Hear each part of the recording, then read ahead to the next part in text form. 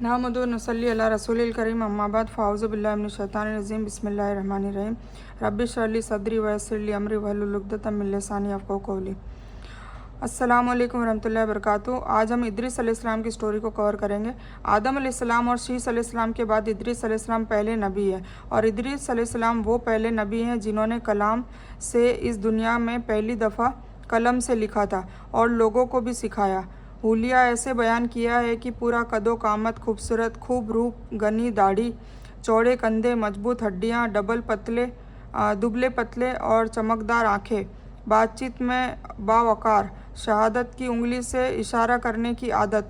इद्रिस अलैहिस्सलाम शीश अलैहिस्सलाम के शरीयत पर ही रहे क्योंकि इद्रिस अलैहिस्सलाम रसूल भी थे, इसीलिए अल्लाह की तरफ से आपको शरीयत, लो, कानून भी नाजिल होती थी, तो लोगों ने अल्लाह के अहकाम भी सिखाते थे।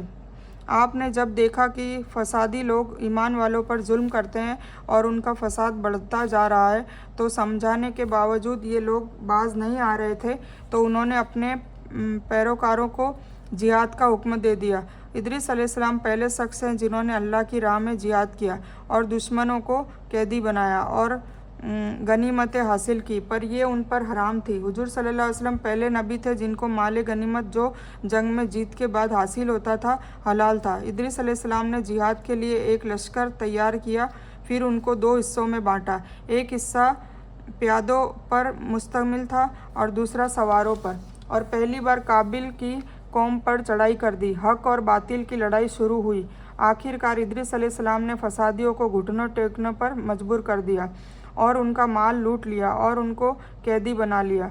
अल्लाह ने इन तमाम बातों का जिक्र नहीं फरमाया, बल्कि अल्लाह ने उनकी सीरत के बारे में कुरान पाक में फरमाया है सूरह मरियम आयत नंबर 56-57 में, और इस किताब में इद्रिस का भी जिक्र कर वो भी नेक किरदार नबी थे, हमने उन्हें बुलंद मुकाम पर उठाया। उनके बुलंद मर्तबे के बारे में बुखारी और मुस्लिम में है कि नबी करीम सल्लल्लाहु अलैहि वसल्लम ने फरमाया, मैंने मेराज की रात छोटे आसमान पर इद्रिस अलैहिस्सलाम से मुलाकात की। वो चौथे आसमान पर बुलंद मुकाम पर फैज़ हैं। इब्ने ज़रीर ने एक रिवायत बयान की है कि उनके अलावा भी बड़े बड़े मुफस्सरीन ने भी इसका जिक्र किया है, लेकिन इसकी कोई सनद नहीं मिलती है, सो अल्लाह बेहतर जानने वाला है।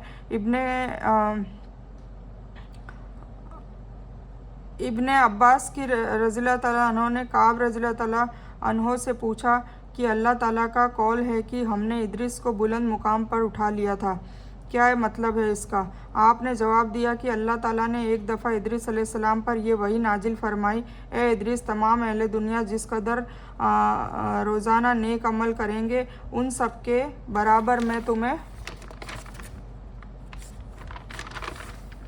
मैं तुझे हर दिन अज़र दूंगा। इद्रिस अलैहिस्सलाम ने यह सुना तो उनको आरजू हुई कि मेरे अमाल में रोज़ इजाफा हो, इसलिए उम्र का हिस्सा तवील हो जाए तो अच्छा है। उन्होंने वही इलाही को अपने इस ख्याल को एक फ़रिश्ते से ज़ाहिर करके कहा, तो फ़रिश्ते ने कहा कि इस मामले में मौत के फ़रिश्ते से बात करो। उस फ़रिश्ते ने जब ये सुना तो इद्रिस अलैहिस्सलाम को अपने बाजू पर उठाकर ले उड़ा। जब ये चौथे आसमान पर गुजर रहे थे तब मौत का फ़रिश्ता वहीं से नीचे उतर रहा था। वहीं पर दोनों की मुलाकात हो गई।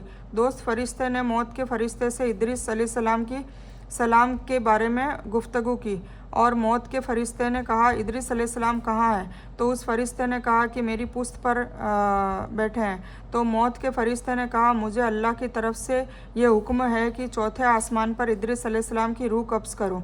इसीलिए मैं हैरत में था कि ये कैसे मुमकिन है कि इद्रिस अलैहिस्सलाम इस तो ज़मीन पर रहते हैं, पर अल्लाह की कुदरत का कोई जवाब नहीं। फिर मौत के फ़रिश्ते ने इद्रिस अलैहिस्सलाम से इजाज़त तलब की, उनकी रूह कब्ज़ करके कर ली।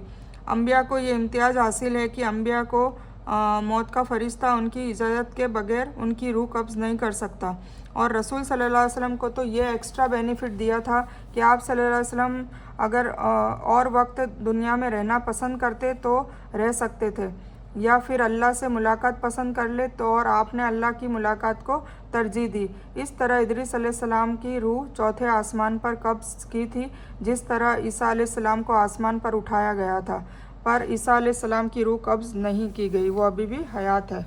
ठीक है, तो ये इद्रिस अलैहिस्सलाम की मुख्तसर स्टोरी है, क्योंकि इद्रिस अलैहिस्सलाम का ज़्यादा बयान कुरान में नहीं है, तो हम कुरान को समझने के हिसाब से स्टोरियों को ले रहे हैं। تو بس جتنا آنا مطلب ان کا صرف ذکر ہے، تو اس حساب سے میں نے آپ کو بتا دیا۔ اب اس بیان کو میں یہیں ختم کرتی ہوں۔ اس بیان میں کچھ بھی دین کی اچھی اور حق بات آئی ہے وہ صرف اللہ کی طرف سے ہے، اور بری یا غلط بات جو غلطی سے یا جذبات میں آ کر میرے منہ سے کچھ بھی غلط ورڈ یا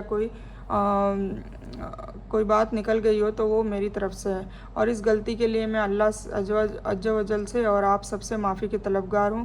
میں کوئی عالمہ نہیں ہوں، میں صرف طالب علم ہوں۔ اللہ میری کوشش سے آپ کو صحیح نفع والا علم پہنچائے اور میں آپ لوگوں کی ہدایت اور حکمت میں صدقہ جاریہ بنوں، بس یہی میری تمنا ہے۔ آمین ثم آمین یا رب العالمین۔ ربنا آتینا من لدنک رحمۃ وہیٰ لنا من امرنا رشدا۔ اللہم صلی علی محمد وعلی آل محمد کما صلیت علی ابراہیم وعلی آل ابراہیم انک حمید مجید۔ اللہم بارک علی محمد وعلی آل محمد کما بارکت علی ابراہیم وعلی آل ابراہیم انک حمید مجید۔ اللہم انی ظلمت نفسی ظلما کثیرا ولا یغفر الذنوب الا انت فاغفر لی مغفرۃ من عندک وارحمنی انک انت الغفور الرحیم۔ وآخر دعوانا ان الحمد للہ رب العالمین۔